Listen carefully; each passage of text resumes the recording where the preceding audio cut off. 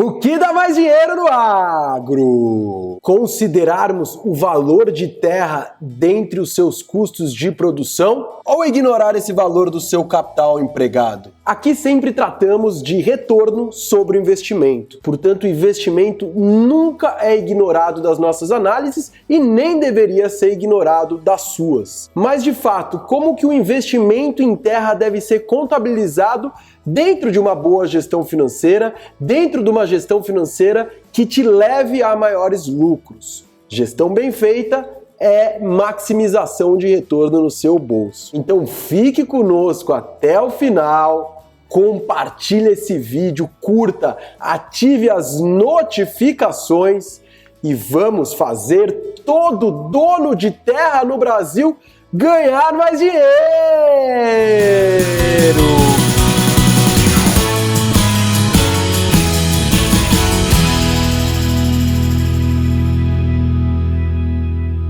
Olá, empresários do campo! Praticamente em todas as aulas ou palestras que eu ministro, me perguntam: devo considerar o investimento em terra dentro das minhas análises financeiras? Como considerá-lo? Como esta consideração ou não deve afetar suas decisões sobre o seu negócio, seja ele agrícola ou pecuário? O agronegócio goza de um alto investimento imobilizado na forma de terras. Precisamos comparar o nosso setor com outros setores da economia e exigir daqueles que são nossos consumidores pagamentos pelos nossos produtos que remuneram igualmente o capital empregado nessa atividade quando comparado a outras atividades. Inclusive para que você escolha qual é a tecnologia adequada que vai lhe garantir um lucro econômico, acima do lucro contábil, aquele lucro que você vê no seu bolso apenas, mas um lucro que você vai enxergar através de gerações com o aumento do seu patrimônio e não se desfazendo de parte dele a cada ano para que você tenha dinheiro para gastar com a sua família. Então, vamos direto ao exemplo na tela!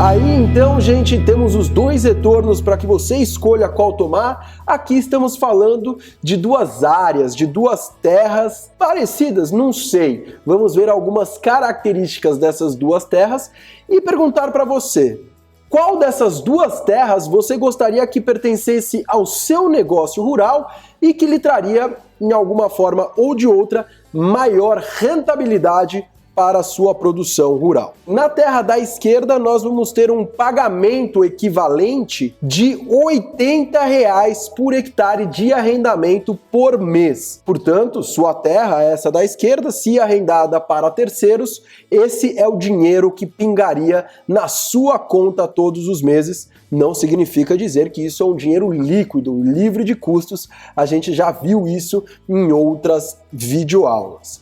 Quando olhamos para a terra da direita, nós temos o equivalente de R$ 100 por hectare mês de arrendamento para se exercer uma produção agrícola ou pecuária. Talvez vocês já comecem a se debater: será que isso tem a ver com a depreciação de terra? Jamais! Terra não deprecia. Como vocês vão observar nas várias videoaulas que definimos a depreciação, o mais importante dessa definição é que ela vai nos dizer qual que é a geração de caixa necessária hoje, de benefício econômico que o seu negócio deve gerar hoje, para repor esses investimentos ao longo do tempo. Muito mais do que uma contabilidade que olha para trás, a depreciação é algo que vai lhe ajudar a tomar decisões para frente. Então não tem aquela de se gastei, já incorri o custo, não vou depreciar. Isso vale para todas as suas máquinas, benfeitorias. Vale também para a fertilidade de solo, que deverá ser reposta ao longo do tempo. Portanto, depreciação garante que a sua capacidade produtiva jamais deixará de subir, ela não cairá. Mas ora, a sua terra, quando consideramos a terra nua, de novo, excluindo o fator ativo biológico, o fator fertilidade, que esse sim tem uma exaustão, uma depreciação ao longo do tempo, essa terra você não vai precisar comprar ela novamente. É o único ativo que nunca na vida você vai precisar comprar. Este é um dos motivos pelo qual terra não deprecia. Portanto, nada o arrendamento aqui tem a ver com a depreciação de terra, afinal de contas, essa depreciação não existe. Então, vamos continuar olhando mais algumas informações essas que estão diretamente ligadas, na verdade, aos dois cenários apresentados. Vamos olhar aqui, nos dois casos, gente, para uma produção própria. Sim, estamos trazendo o arrendamento na região, o arrendamento potencial dessas áreas para análise econômica porque ele tem relevância. Vamos falar durante esse exercício de hoje.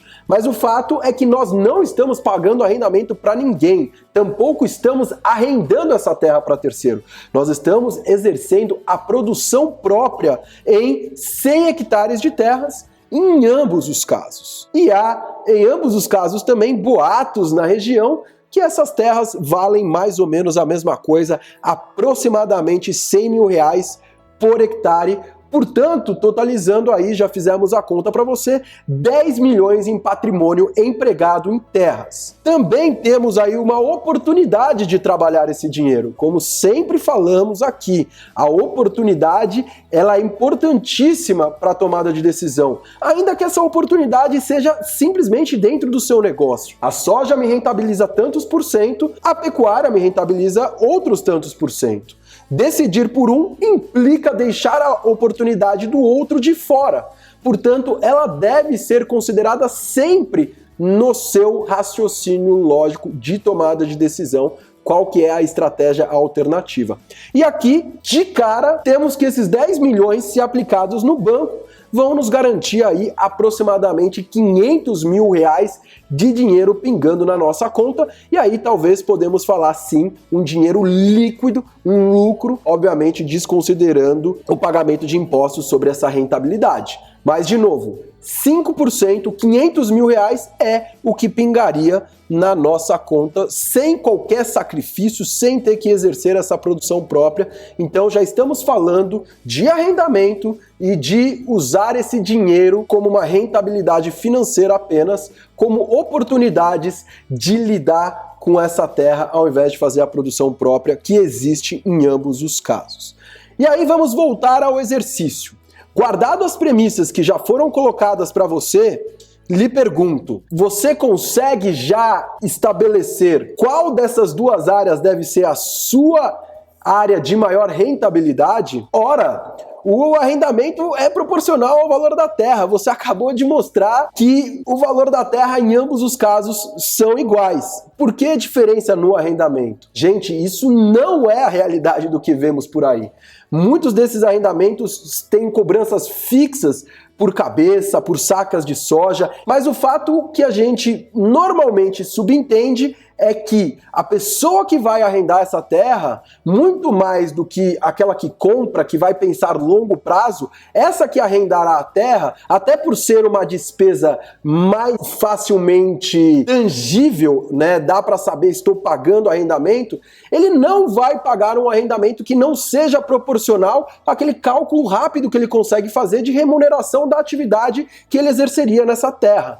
Então, o arrendamento muitas vezes acaba sendo uma fonte até mais saudável de entendimento de valor daquela terra.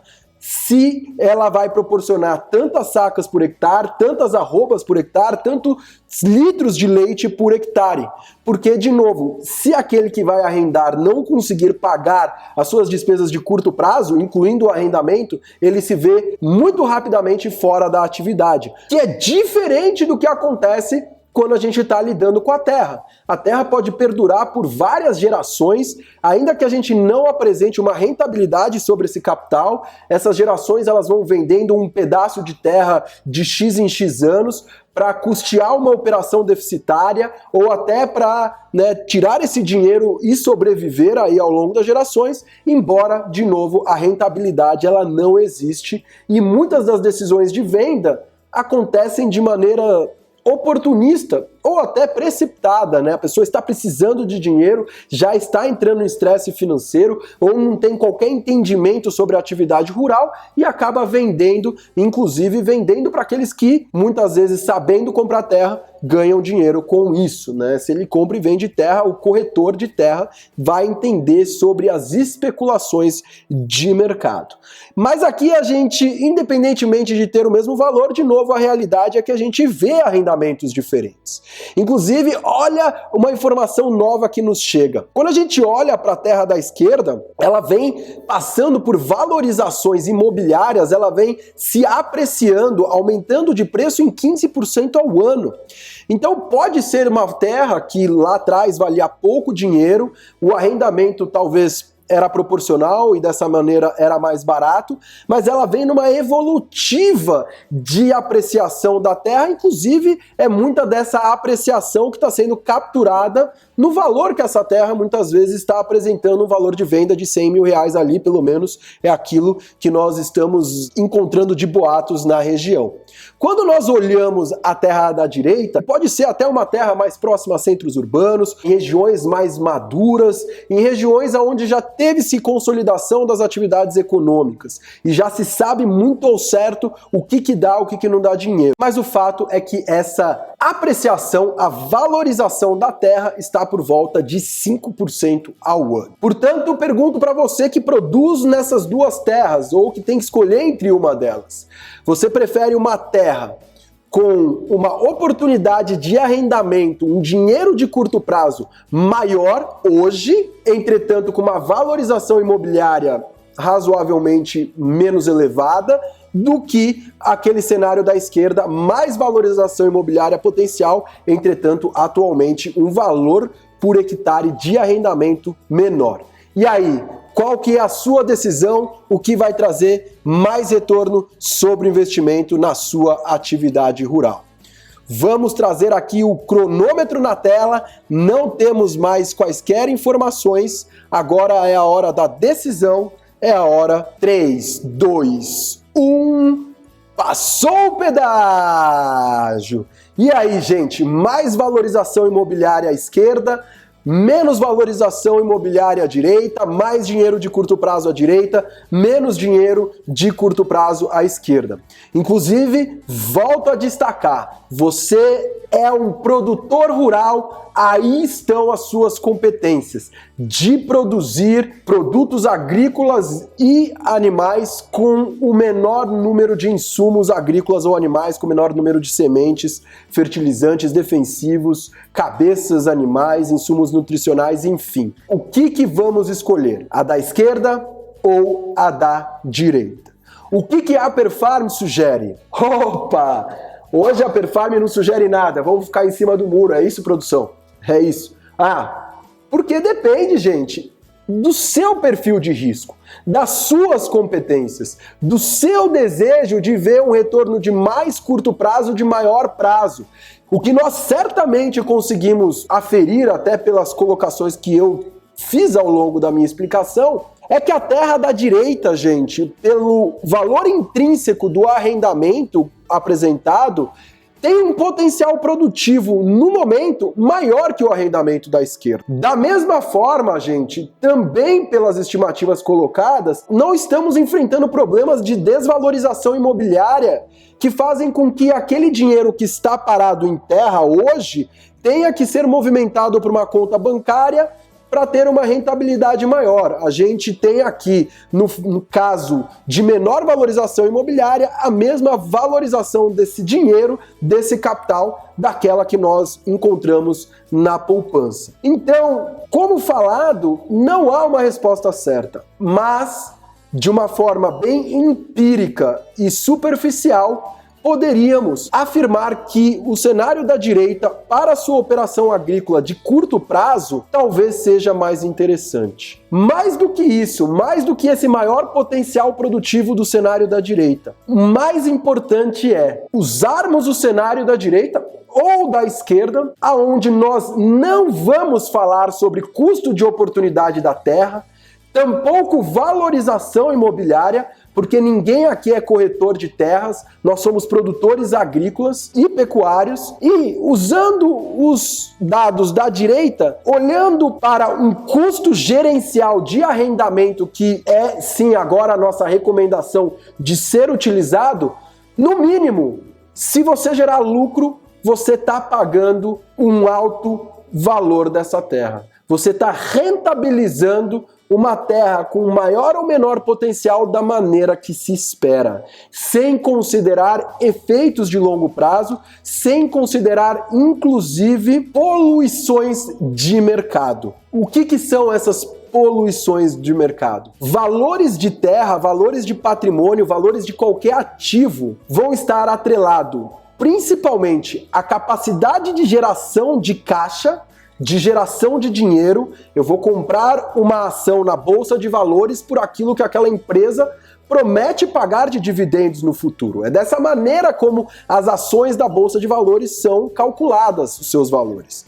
Mas tem sim agentes especulativos agindo nesse mercado. E em terras, a especulação é muito maior do que no arrendamento. O cara que vai pagar arrendamento, muitas vezes ele vai pagar para a produção de algo próprio, mas de maneira geral, o arrendamento é muitas vezes uma premissa, algo na nossa mão muito mais palpável e prático de estar sendo analisado para efeito da rentabilidade ou não do negócio. Então prefira usar arrendamento, ainda que apenas gerencialmente. Você não vai pagar esse arrendamento para ninguém, a terra é sua, a produção é sua, mas você contabilizaria ele para não colocar o capital empregado em terra. Por quê? Porque principalmente o capital empregado em terra é um capital não realizável. Se você pretende passar as terras para os seus filhos, você nunca na sua vida vai realizar aquele lucro da valorização imobiliária. Ele não deve ser fonte de tomada de decisão para suas decisões do dia a dia. Então, prefira pagar um arrendamento de você para você mesmo, seja na produção de soja, na produção de cana, na produção bovina, na produção de leite. É uma linha de custo gerencial, um custo não caixa, um custo que você não vê dinheiro saindo da sua conta bancária. Mas, acima de tudo, a gestão de custos, a gestão de resultados é uma gestão voltada ao gestor tomar a decisão. A gente não precisa mandar esses relatórios financeiros para o governo como na contabilidade fiscal, algo muito diferente da gestão financeira, da contabilidade gerencial. Quando a gente estabelece estratégias que são analisadas desta maneira, a gente já consegue facilmente prever a expansão do negócio. Como também abordado em várias outras situações aqui da Perfarm, os próprios materiais da Estrategioteca, então aquela bíblia da Perfarm, das várias estratégias de expansão no agronegócio, eles recomendam que as primeiras expansões aconteçam via arrendamento de ativos, seja aluguel de máquinas, seja arrendamento de terras de terceiros, para aí sim passar para um modelo onde se pensa na aquisição de terra própria. E quando você já está contabilizando o pagamento do arrendamento para si mesmo, você já está estabelecendo como seria a sua lucratividade caso você arrendasse de terceiros. E da mesma forma, caso você tenha um prejuízo de você para você mesmo, já sabe que talvez seja melhor negócio, caso você vise um maior retorno, você arrendar para que terceiros venham explorar de maneira mais competitiva as suas terras do que você tem conseguido com as suas estratégias, tecnologias e manejo atual. Então espero ter-lhes ajudados a fazerem modelos econômicos bem feitos e principalmente aqueles que geram mais din-din no seu bolso. Um abraço